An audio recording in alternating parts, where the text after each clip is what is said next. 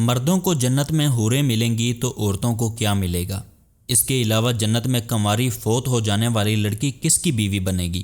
یہ ایک ایسا سوال ہے جو آج کل بہت زیادہ دیکھنے کو ملتا ہے۔ خواتین ہی نہیں، اکثر ہمارے بھائی بھی یہ سوال کرتے نظر آتے ہیں۔ انہی سوالوں کا جواب آج ہم آپ کو بتانے جا رہے ہیں۔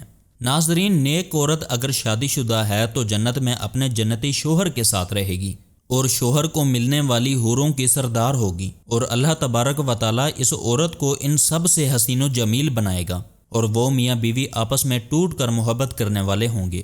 اور اگر دنیا میں عورت کے متعدد شوہر ہوں، یعنی عورت نے اپنے شوہر کے انتقال یا اس سے طلاق لینے کے بعد دوسری شادی کر لی ہو، یعنی اس عورت نے 2 یا اس سے زیادہ شادیاں کی ہوں، تو وہ جنت میں اپنے کسی شوہر کے ساتھ رہے گی۔ اس بارے میں مختلف روایات اور اقوال موجود ہیں کہ ایسی عورت کو اختیار دیا جائے گا کہ جس کے ساتھ اس کی زیادہ موافقت ہو اس کو اختیار کر لیں، یا وہ عورت آخری شوہر کے ساتھ رہے گی۔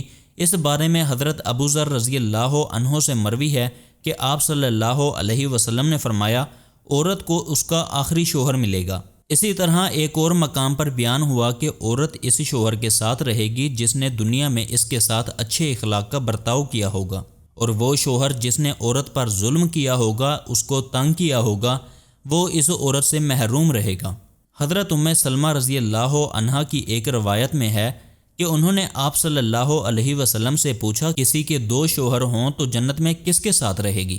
تو آپ صلی اللہ علیہ وسلم نے فرمایا، اسے اختیار دیا جائے گا کہ وہ کسی بھی شوہر کے ساتھ رہ سکتی ہے، اور فرمایا جس نے دنیا میں اس کے ساتھ اچھے اخلاق کا برتاؤ کیا ہو، اور وہی اس کا جنت میں شوہر ہوگا۔